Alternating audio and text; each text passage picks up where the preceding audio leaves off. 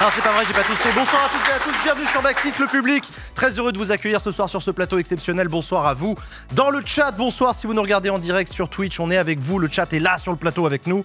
Bonsoir à vous si vous nous écoutez en podcast et bonsoir à vous si vous nous regardez en replay sur YouTube. Très heureux de vous accueillir pour une émission exceptionnelle ce soir. On va parler de plein de trucs, on va parler de politique, on va parler de... nucléaire, immigration, voilà, 2-3 sujets quoi. Mais avant ça, comme chaque semaine, on a le plaisir d'avoir un Before. On va commencer cette émission en douceur avec un Before de Backseat. Vous le savez, le Before, lorsqu'il n'est pas sponsorisé, c'est l'occasion pour nous de vous présenter notamment des assos qu'on trouve trop cool. Et ce soir, on va parler de mode, on va parler de vêtements de seconde main, on va parler de générosité et de fast fashion. Et ce soir, je suis avec Valérie Fayard. Bonsoir. Bonsoir. Merci Valérie d'avoir accepté notre invitation dans le Before de Backseat. Merci à vous. Valérie, tu es directrice générale déléguée d'Emmaüs, la fondation Emmaüs. Dans la presse, depuis 24-48 heures, on lit des titres qui disent qu'Emmaüs est en train de se payer Vinted. Pourquoi ça ? Qu'est-ce qui se passe ? Alors en fait, on a lancé aujourd'hui une campagne qui vise un peu à dénoncer les impacts des plateformes numériques de vente en ligne sur le réemploi solidaire et sur les associations comme Emmaüs. C'est-à-dire, explique-moi, parce que on connaît Vinted, on connaît Le Bon Coin, on sait que c'est des sites qui sont très utilisés par les Français pour revendre des fringues de seconde main. En ces temps de pouvoir d'achat qui galère, c'est toujours quelques euros de prix. En quoi ça fait de l'ombre à Emmaüs ? Alors oui, on lance une campagne un peu offensive parce qu'on est un peu vénère, on est un peu énervé. Pourquoi ? Parce qu'en fait, nous, ça fait 70 ans qu'on fait de la collecte de produits d'occasion, qu'on trie, qu'on vend, qu'on répare. Et cette activité, elle a un objectif qui est un objectif social. C'est pas un objectif lucratif. On cherche pas à faire du chiffre d'affaires pour rémunérer un actionnaire. On n'a pas d'actionnaire, ça va bien. Voilà. En fait, cette activité, elle nous permet de proposer un travail, une activité à des milliers de personnes qui étaient précédemment dans la précarité. Ce sont les compagnons d'Emmaüs, salariés en insertion, qui vont venir dans les structures Emmaüs et qui vont occuper ces postes. Et donc, le chiffre d'affaires qu'on fait grâce à la revente des produits que les gens nous donnent nous permet de payer les charges liées à l'accueil et à l'accompagnement des personnes. On a fait ça pendant 70 ans. Pendant des années, c'était pas lucratif, ça n'intéressait personne, on nous a laissés tranquilles. Et puis, depuis quelques années, avec l'essor du marché de la seconde main, du réemploi, on a vu arriver sur ce marché des poids lourds, des entreprises marchandes avec un but uniquement lucratif, et notamment les fameuses plateformes de vente en ligne, Le Bon Coin, Vinted, etc. Ce sont des agents économiques qui ont des moyens qui n'ont rien à voir avec les nôtres. C'est David et Goliath. Je veux dire, eux, ils font des levées de fonds, ils ont des centaines de millions d'euros. C'est des grosses boîtes, c'est des énormes boîtes qui ont comme objectif, comme toutes les entreprises, mais c'est légitime, c'est leur choix, la lucrativité et la rémunération. Et pas de but social particulier, à ma connaissance. Et pas de but social particulier. Un but environnemental affiché, on y reviendra parce que ça, c'est aussi un peu sujet à caution. Bon, bref. Donc, du coup, ces entreprises arrivent et la conséquence pour nous a été qu'on a constaté une dégradation de la qualité de ce que nous collectons. Pourquoi ? Parce qu'en fait, les gens, quand ils ont un produit dont ils ne se servent plus, autrefois, ils se disaient, je vais le donner à une asso, notamment à Emmaüs, qui était très connue. Aujourd'hui, premier réflexe, je vais vendre sur Le Bon Coin, sur Vinted ou sur d'autres plateformes, puisqu'il y en a plein. Donc, ce qui est de bonne qualité, ce qui est intéressant, on va le vendre pour récupérer quelques euros. Et puis, ce qui n'a pas été vendu, ou ce qui est de moins bonne qualité, on va le donner à Emmaüs. Considérons qu'Emmaüs est un débarras. Mais Emmaüs n'est pas du tout un débarras. Parce que dans notre chaîne que j'expliquais tout à l'heure, donc la question des dons et du réemploi nous permet de financer notre projet social. Ce qui nous permet ça, c'est ce qui a de la valeur et qui peut être revendu. Oui, c'est-à-dire que si on vous refile que les trucs qu'on n'arrive pas à revendre sur des plateformes, vous n'arrivez pas beaucoup plus à les vendre en fait. Exactement, donc si on nous refile des trucs qui ne sont pas de bonne qualité, on va quand même s'en occuper. On va les mettre en filière de recyclage, parce que nous, on veut traiter vraiment tout le gisement, ou on le met en déchet si ça ne peut pas être recyclé. Mais ça nous rapporte pas d'argent, voire ça nous en coûte. Ce qui nous rapporte de l'argent, et encore une fois, l'argent, c'est pas pour faire de l'argent, c'est pas pour faire du chiffre d'affaires. Non, c'est pour payer les compagnons. Pour payer les compagnons, les salariés en insertion, etc. Ce sont les produits qui sont de suffisamment bonne qualité pour pouvoir être réutilisés. Donc, un chiffre qui est très simple. Donne-moi des chiffres. Dis-moi, en 20 ans, vous avez vu quoi comme évolution ? En 20 ans, on a vu une évolution qui est assez catastrophique. C'est-à-dire qu'il y a 20 ans, quand on collectait 100 tonnes, on pouvait en réutiliser 60. Donc, ce gisement qui nous permet de payer notre projet social. Aujourd'hui, c'est 40. Ah, on est passé de 60% de réemploi à 40% seulement. Ah oui, d'accord. Et c'est pour ça qu'on voit cette tendance donc baissière de la qualité des dons.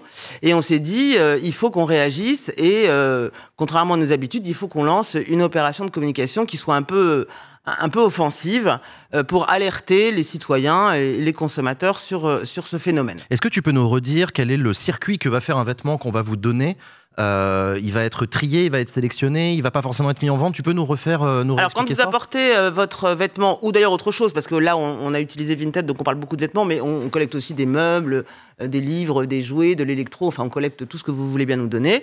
Donc quand vous allez dans une structure Emmaüs avec le don que vous avez à faire, ou quand vous nous appelez pour qu'on vienne chercher chez vous avec nos petits camions tous ces produits, ça arrive dans un entrepôt, là c'est trié.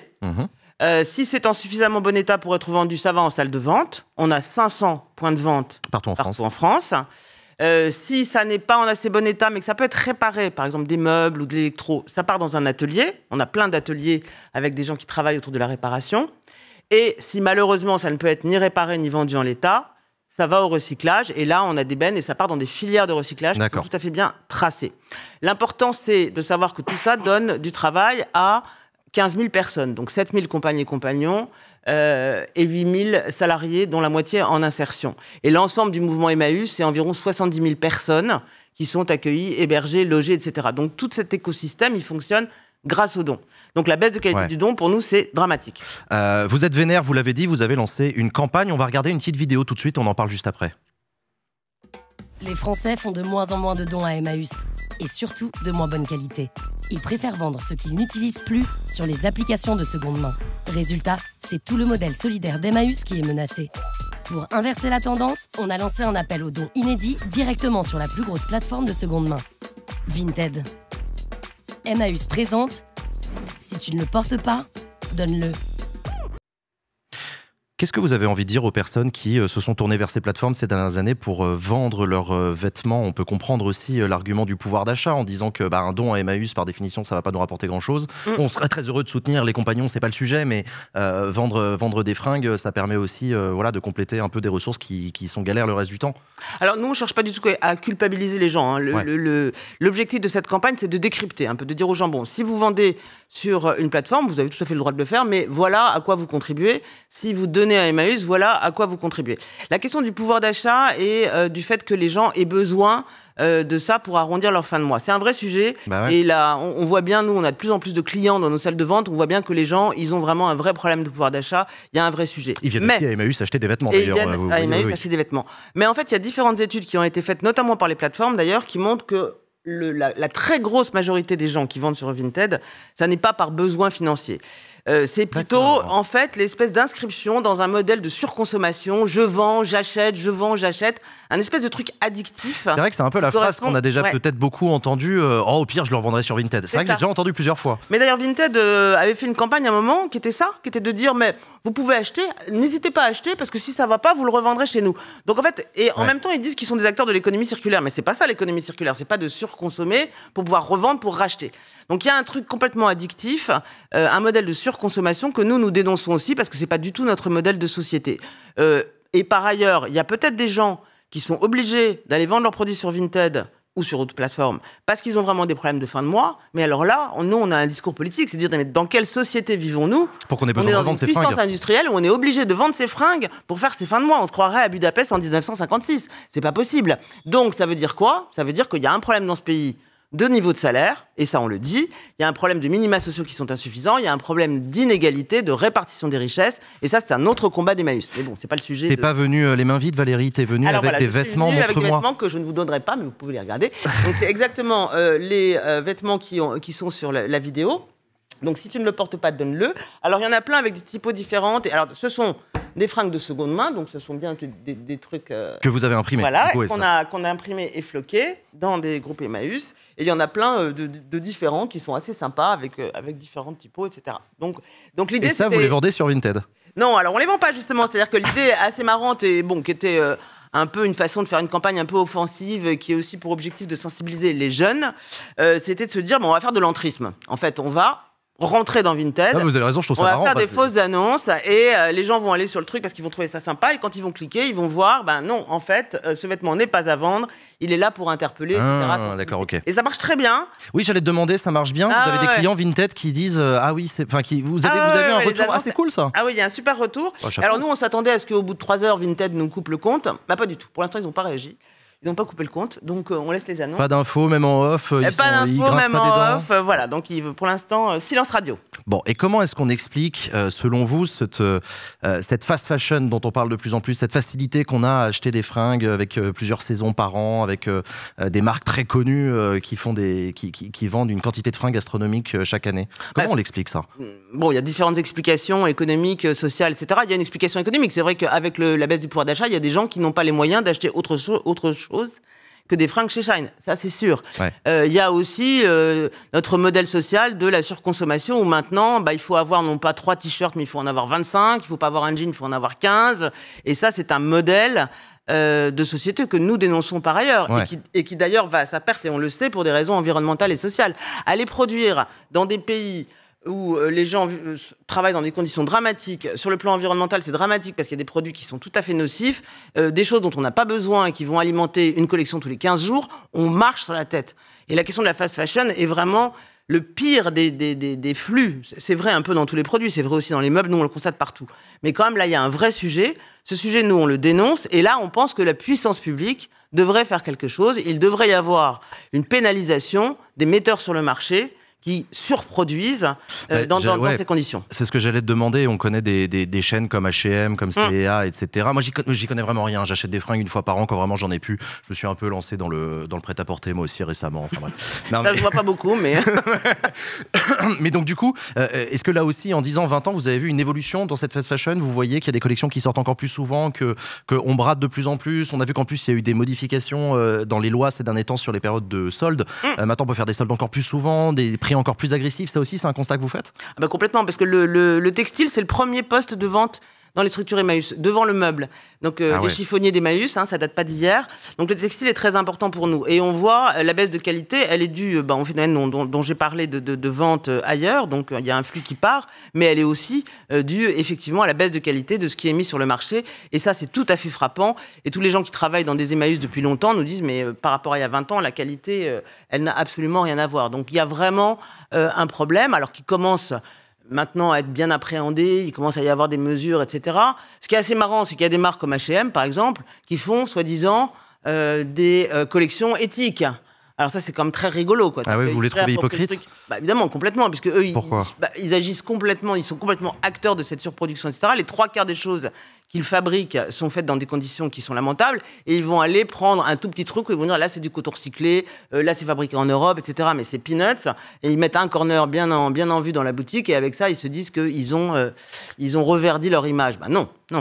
Il y a quelques années, vous avez lancé un shop en ligne aussi, une manière aussi pour vous de faire concurrence au Bon Coin, à Vinted, etc. Ça s'appelle Label Emmaüs. Oui, tout à fait. Ça s'appelle Label Emmaüs. Là, on peut acheter ses vêtements auprès d'Emmaüs directement sur le site. Ça marche bien? Oui, ça marche bien. Donc, Label, ça veut dire la boutique en ligne Emmaüs. On a lancé ça il y a 6 ans en se disant, bon, le digital, c'est quand même un vecteur. En plus, il y a 500 points de vente, comme je le disais, mais il n'y en a quand même pas partout. Donc, il y a des gens qui n'ont pas un Emmaüs à côté de chez eux. Comment est-ce qu'on investit le digital, mais qu'on le fait à notre manière? Ce qui veut dire qu'on a créé cet outil, Label Emmaüs. Vous pouvez aller sur Label, vous pouvez acheter des fringues, des meubles, des livres, beaucoup de livres, des bibelots, etc. Et ce sont donc les structures Emmaüs qui sont des vendeurs. C'est une place de marché solidaire, quoi. Ils sont vendeurs sur Label Emmaüs. Il y a aussi des structures de l'ESS, de l'économie sociale et solidaire, qui ne sont... Pardon. Merci. Oui, voilà, les acronymes, on en a beaucoup chez nous, qui ne sont pas Emmaüs. Et donc, c'est l'idée de dire, on va... Alors, concurrencer Amazon, c'est beaucoup dire, on n'est pas dans la même cour. Mais enfin, voilà, donc je vous incite, si vous avez envie d'acheter un produit d'occasion, eh bien, allez plutôt sur Label Emmaüs. Et d'autre part, on l'a fait différemment, donc, puisque ce sont des produits qui viennent de vendeurs solidaires. Et on l'a fait aussi différemment dans la structuration de Label. C'est une coopérative avec une gouvernance démocratique. Il n'y a pas de rémunération de l'actionnaire. Les salaires vont de 1 à 3. On applique aussi là-dedans des règles très différentes de ce qui est fait dans le digital ailleurs. Donc là aussi, et comme souvent, on est sur un créneau qui existe dans la vie marchande et lucrative, mais on le fait différemment. Qu'est-ce que vous faites de l'argent récolté lorsque vous réussissez à vendre? On l'a dit tout à l'heure un petit peu rapidement, mais cet argent, tu as parlé de coopérative, tu as parlé de gestion démocratique de la structure, mais l'argent récolté, ça soutient, tu parlais des compagnons d'Emmaüs. C'est quoi votre programme social derrière? Alors bon, je vais être rapide parce qu'Emmaüs, c'est une galaxie qui est assez compliquée. En gros, on a 3 branches, 3 types de métiers. Alors, le point commun de tout ça, c'est l'accueil des personnes les plus en difficulté. Emmaüs, c'est vraiment... Il y avait une formule de l'abbé Pierre qu'on n'utilise plus beaucoup parce qu'elle est un peu catho, mais elle parle quand même pas mal. C'était servir premier le plus souffrant.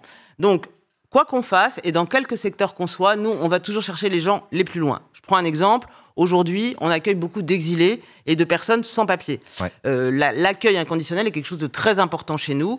Et on considère qu'aujourd'hui, parmi les gens les plus en difficulté, il y a la question des exilés et des migrants.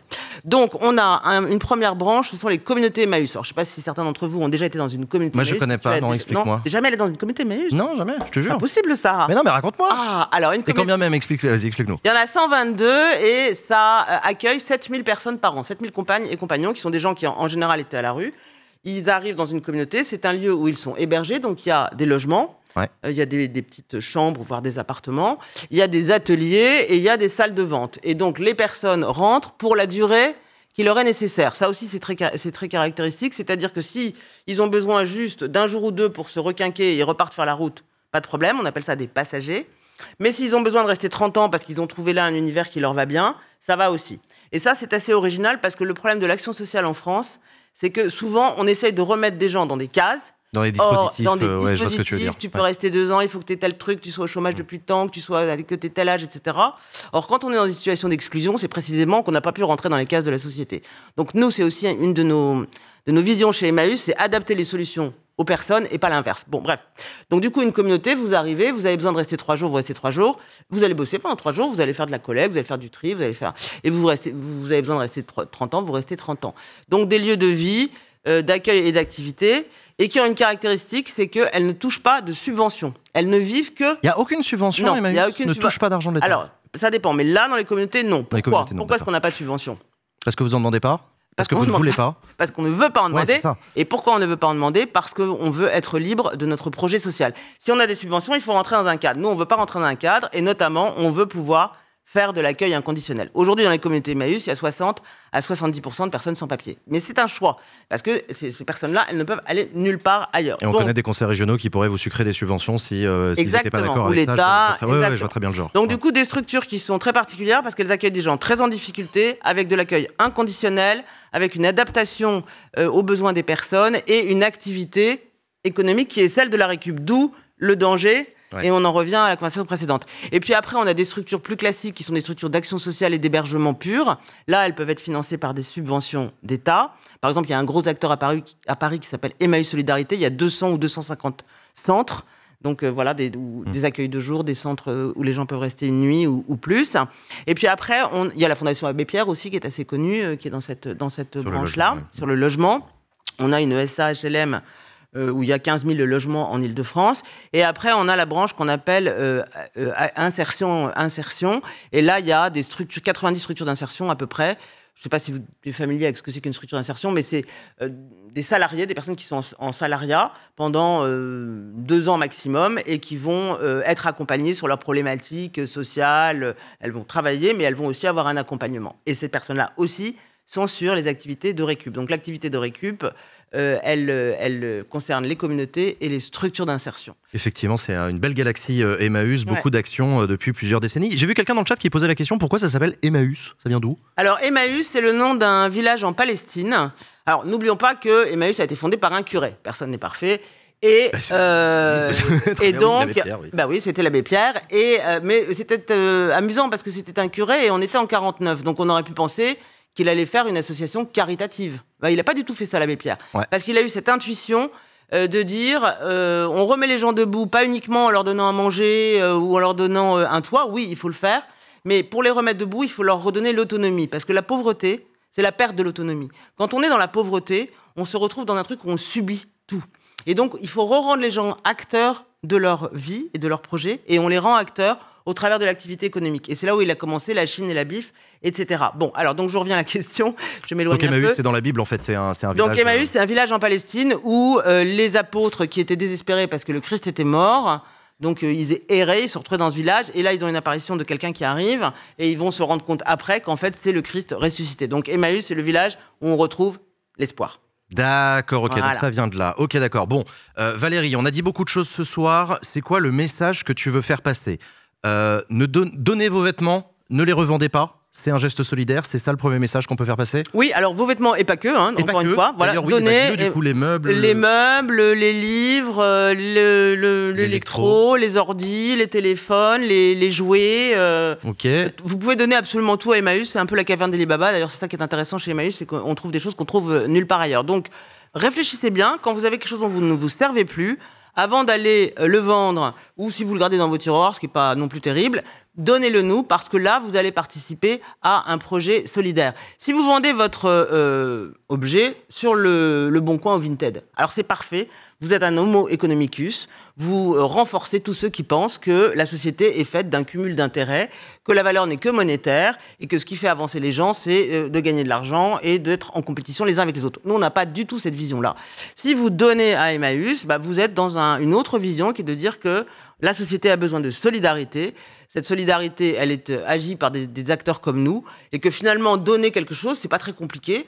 Les gens, quelquefois, ils disent je sais pas quoi faire, j'ai pas le temps d'être militant, mais je comprends bien, je sais bien qu'il y a des problèmes, mais je sais pas quoi faire. C'est une belle manière d'être solidaire. Donner, c'est être solidaire facilement. Il y a quelqu'un dans le chat qui demande si on n'a pas de voiture, on peut aussi se mettre en relation avec Emmaüs qui peut éventuellement venir chercher aussi. Oui, tout à fait. Alors, si vous avez des trucs pas trop lourds, vous pouvez les amener dans l'Emmaüs près de chez vous. Mais sinon, vous appelez l'Emmaüs le plus près de chez vous. Alors, vous allez sur le site emmaüs-france.org. Il y a un petit module, c'est où donner ou acheter. Vous cliquez, vous rentrez votre code postal et là, vous allez trouver l'Emmaüs le plus près de chez vous. Et si vous ne pouvez pas vous déplacer et que vous avez des choses un peu encombrantes, vous appelez et on vient chercher à domicile. Alors, un peu de délai, parce que souvent les gens râlent en disant oui, mais les Emmaüs, ils veulent pas venir. Mais bon, voilà. On fait ce qu'on peut.